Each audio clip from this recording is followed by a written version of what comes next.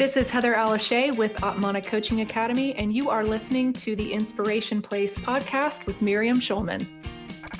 It's the Inspiration Place podcast with artist Miriam Schulman. Welcome to the Inspiration Place podcast, an art world inside a podcast for artists by an artist, where each week we go behind the scenes to uncover the perspiration and inspiration behind the art. And now, your host, Miriam Schulman. Well, hello. This is your host, artist Miriam Schulman, and you're listening to episode number 86 of the Inspiration Place podcast. I am so thrilled that you're here. Today, we're talking all about moving forward as artists in this ever-changing world. I know us artists tend to be very sensitive to our environment, and the world feels really intense right now.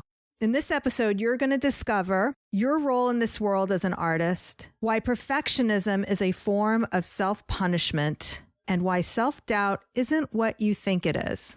But before we get there, let's say hello to the elephant in the room. The world feels really intense right now, and you might be wondering if building an art business is even an option right now, or if your art matters. However, artists can thrive, even in turbulent times. I want you to move forward and not let fear stop you, friend. Get the knowledge, support, and community that you need as we navigate these changing times together. While I understand that the future is unknown, I don't want you to use this as a reason to press pause. This is a call to persevere and show up like never before. Get the knowledge, education, and skills you need, not just to sustain your art practice and your art business, but to emerge after this is all behind us stronger than ever. No one should be expected to figure out this new terrain alone. Please join me April 24th for a live virtual workshop, the Profit Planning Workshop. You can find that at schulmanart.com/workshop. And now back to the show. Today's guest is an intuitive life trainer and business development mentor who certifies emerging coaches into purposeful and prosperous coaching practices that thrive. Her specialty is helping her clients turn their soul's mission into a movement so they can impact the millions they are called to serve. She's the creator and host of the Everyday Intuitive podcast, and her work has been featured in top publications like Spirituality and Health Magazine, Mind, Body, Green, Elephant Journal, and Best Self Magazine. I feel like there's a few magazines here I might want to subscribe to. Heather holds a Master of Science degree in psychology from the University of North Florida, and I'm pretty sure there was a specialty in art therapy. She could tell us about that. And she is a licensed heart math life coach and the mentor of certified hypnotherapist. Please welcome to the Inspiration Place, Heather Alice Shea. Hey, Heather, welcome to the show. Hey, Miriam, thanks so much for having me, and thank you for reading my very complicated bio. I appreciate it. Well, sometimes I just curse myself for not rehearsing them, like as I'm stumbling at all, and my podcast is also cursing me for not practicing it as well. Heather, I'm so grateful that you agreed to take this time to come and talk to me and my audience, because it's been really challenging for me to be helpful without all the skills that you as a psychotherapist can bring to the table. So thank you. So we have a lot to talk about today, but before we get there, we do have to talk about your modeling career. Oh, God. Really? No, just briefly. So Heather basically is, if you remember, like you were a model 20 years ago. Would that be about right? Yeah. Like 90s model, like in the heyday. So if you would open, let's say, whatever catalog, Victoria's Secret's catalog, and they would have the model who looks like Cindy Crawford, but wasn't Cindy Crawford, that was probably Heather. Is that right? Yeah, I'm like the cheaper Cindy Crawford. Exactly. Right. Right. So that's what Heather looks like. So anyway, so how long were you a model? I did it for about 1.5 years. Oh, that was it? Yeah. You know, as I look back on that time, I realize how creative being a model is and how much now as an adult, I really value the experience. But when I was younger, I just could not get into it. I was born and raised, you know, in the country, in the woods, like with 4 brothers. I just didn't really identify in that world at all. And, let's be honest, there was a lot of things about that were really unhealthy. Mm. And I remember thinking like, God, this cannot be my contribution to the world. I want to spend my time helping people feel really amazing about themselves. I just couldn't really connect to what I see now in modeling, which is like, oh, it's such a cool form of creativity, like the pictures, the makeup, the hairstyling. It's truly art, what they do on a photo set. So, and I do feel they embrace a lot more diversity now. Absolutely. Ethnic diversity, gender diversity, body type diversity. You're seeing a lot more of that. I think Cindy Crawford was that time in the 90s that was also breakthrough, because I think she was like the first brown-eyed, brown hair model to break through. I remember when I was in college, my roommate had that coloring, and she actually was half African American. And so to her, that was like the first glimmer of somebody who almost kind of looked like her, rather than the Christy Brinkley. Exactly. The Farrah Fawcett, all the American blonde look that was so popular in the up until that time. So yeah, you decided you wanted to help people in the world, and that's what we're doing today. And we wanted to talk about how artists can do that right now as well, because I'm hearing a lot of negativity, for lack of a better word, more than normal. It's like amplified from artists who I coach and artists who I'm friends with, that they're almost going, not all of them, thankfully, but some of them are going through an existential crisis, like, was what I'm doing matter? And moving through this, like, how can I sell my art? And is it really important? So that's why I thought it was really crucial to bring you in to help them navigate these feelings. Your role as an artist in the world, our society in the modern world, does not really even understand the true importance and value of what the artist does for our culture, any culture. I don't care if it's East, West, it doesn't matter. And a big reason why I think artists struggle in times like this, because whether they know it or not, when chaos hits, it has been, it is today, and it will always be the artist who is charged with helping us find our way forward as a collective species. Yeah. It's the artist who understands what it is to go within themselves and confront the madness, the confusion, the emotion, all the things, and find a way to fashion something beautiful, uplifting, inspiring, meaningful, not only for themselves, but for other people. So what I would say is this: is your work important? I would say in this moment, it is the only thing that matters, because it is the only thing with the power to help other people who, let's face it, if you are an artist, it comes so easy to you. But what you don't understand, and what we forget as creative individuals, is that this vision you have, not everybody has it. Let's rewind a little bit. There's two things you talked about: creating beauty for sure, but the thing that I'm really glad you mentioned is the meaning making. I was listening to a podcast with Brene Brown, and she had a grief specialist on, and they were talking about the 5 stages of grief. And his name is David Kessler. He has a new book, and it's really about that 6th stage, which is about making meaning out of grief.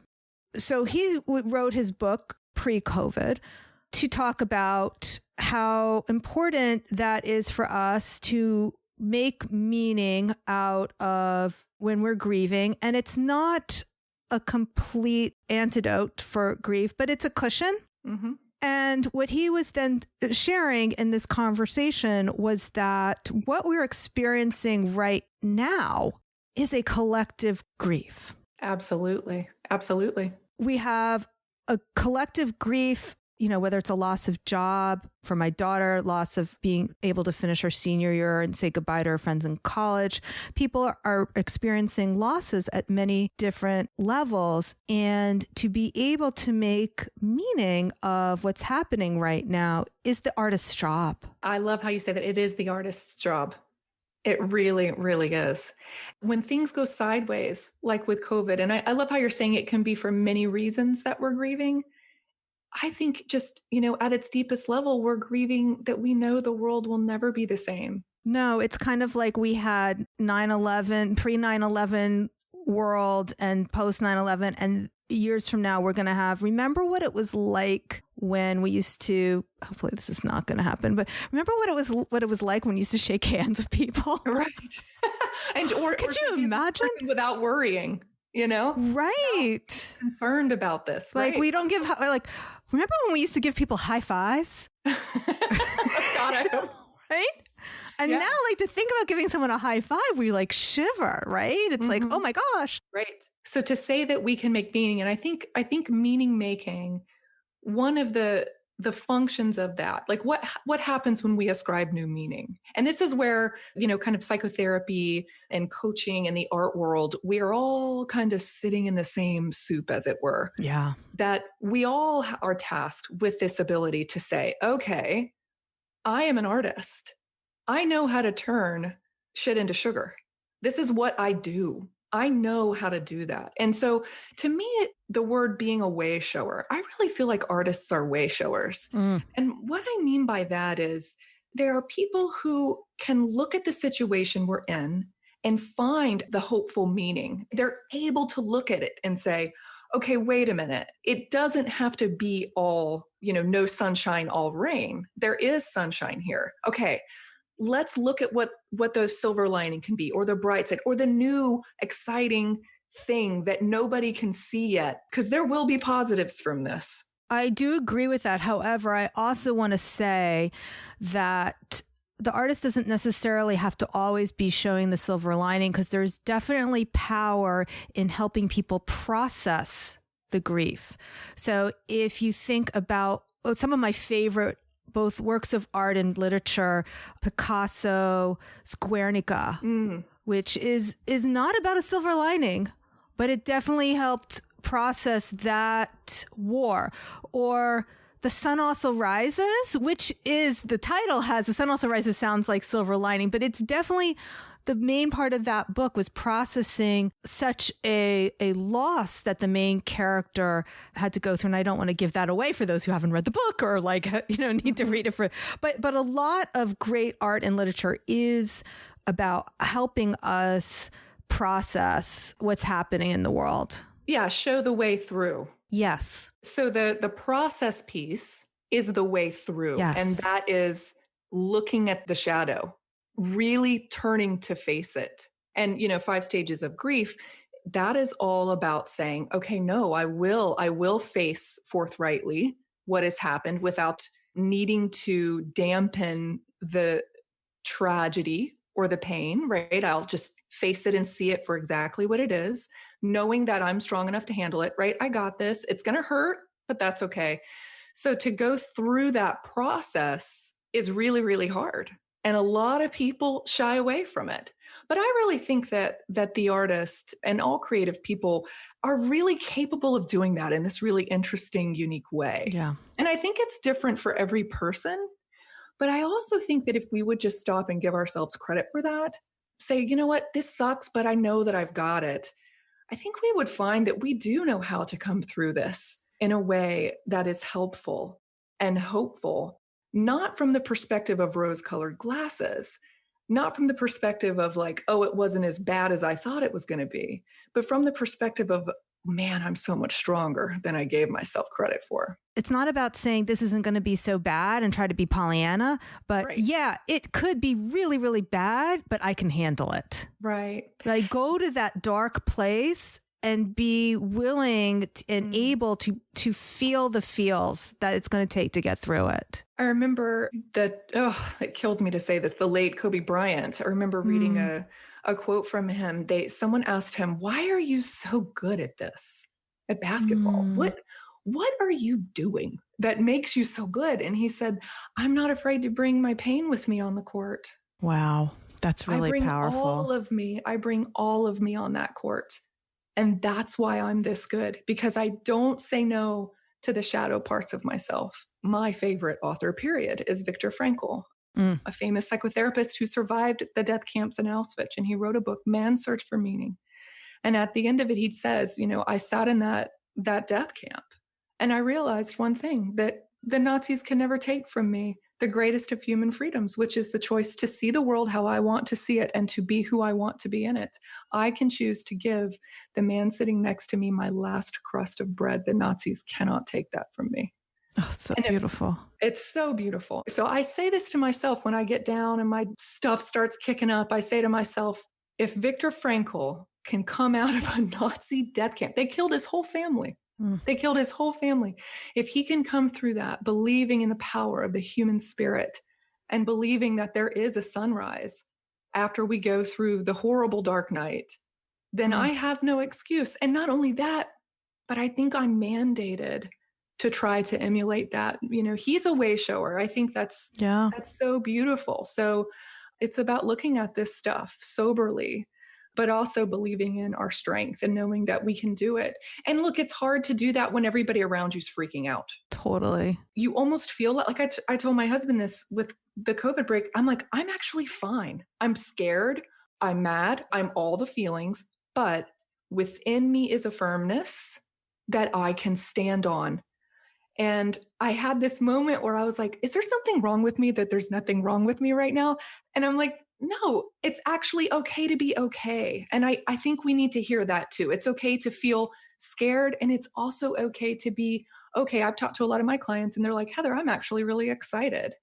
I think that we're going to do something at the end of the day. Like, we've got an opportunity here to try to do something, to make something out of this. And maybe that will be great. For those of you who are feeling okay, it's because it's not your first rodeo. Like for me, girl. Okay. So that's like, I didn't want to assume anything about you, but I would imagine this is not our, right? I mean, I'm an open book, so I don't know how deep, but I mean, at the age of 4, I was already seeing way worse than this. I suffered horrific sexual abuse at the age of 4. Like I wasn't even in kindergarten before I started my... That explains a lot then, because and when I was 5 years old, my father passed away.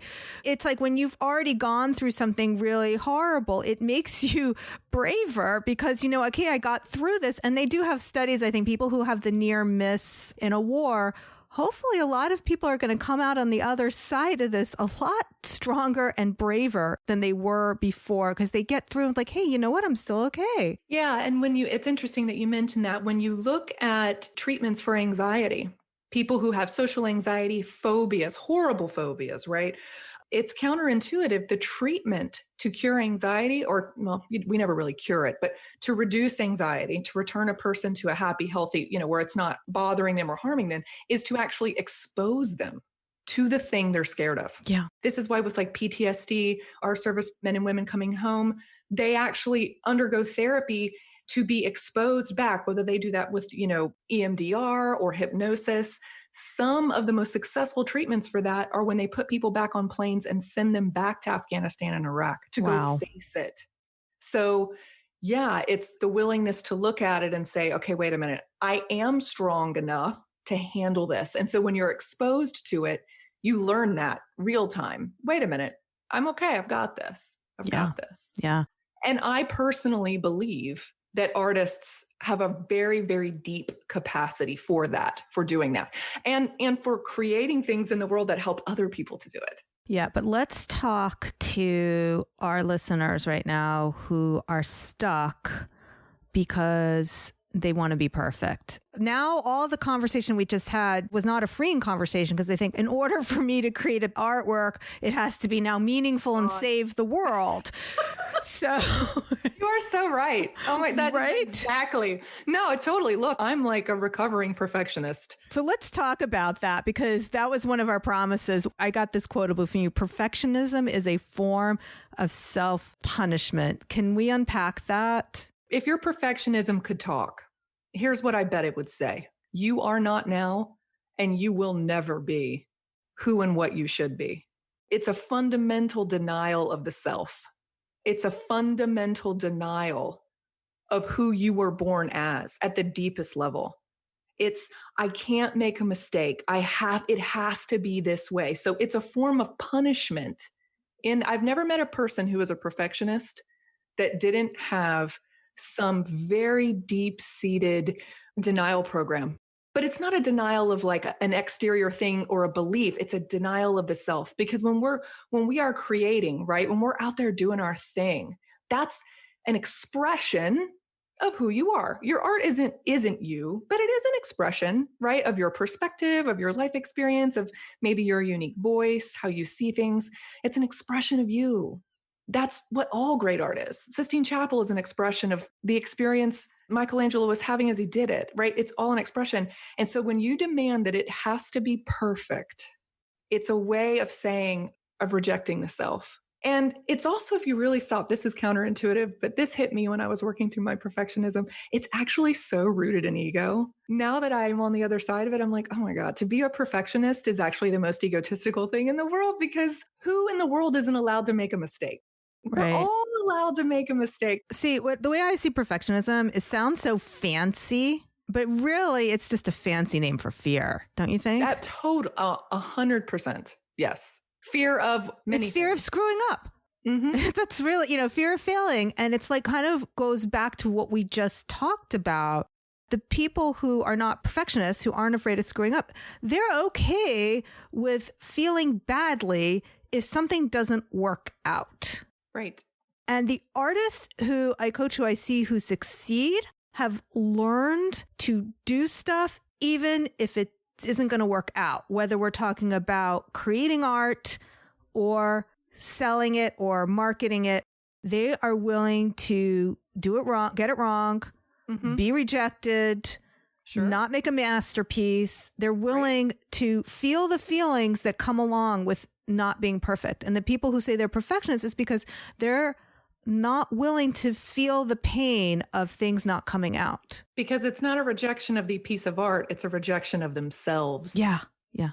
I think this also ties into how we value ourselves and how we value the work we create. So how's that related to self-doubt, or is it? Oh my God, I think it's all self-rejection. And that's, of course, is the ultimate. It's fear of rejection. From my perspective, I think fear of rejection, it's kind of almost a deeper form of failure, because the ultimate failure is to be rejected. Yeah.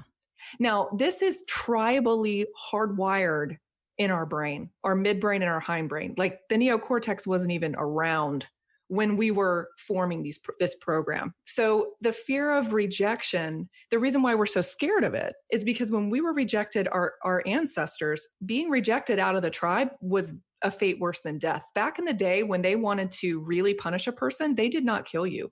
They banished you. They kicked you out. Yeah. That was worse. And so now when we're rejected, the reason why it's so painful is because it's almost like we're experiencing that again. Like on a psychological level, it's as if that's happening. So, the first thing is to just show yourself compassion when that happens. There's a reason why it hurts so bad, and it's a real valid reason. But we also have to look at it for what it is and say, look, if other people do not approve of my artwork, if they do not think that it's worth the price I've put on it, that is not an indictment on my personal value. I had a client once, I charge way more than your average life coach. And I told her my rate, and she goes, well, that's way more than I thought that I, would ever pay, but you're worth it. My response to her shocked me. I said, I'm going to stop you right there. I am not worth $500 an hour. I am priceless. I will let you pay me $500. Whoa. I love the way you put that. I will let you pay me. And it was like this energy arose in me. And I'm like, I'm priceless. Now my services, what I create in the world, okay, we put a price tag on it. We try to come up with what we think is fair and what feels good. But I think that self-doubt, it comes from not feeling really secure in like, wait, I'm priceless. I'm valuable. What I see happening energetically when somebody says, wow, that's more than what I thought. And they'll say, but Heather, you're worth it. What they really mean is they are worth it. Yes. And I want to remind my artists who are listening that a lot of the time when somebody is looking at your art and trying to decide if your art is quote unquote worth it, that is really the conversation that they're having in their head, is not whether they think your art is worth it.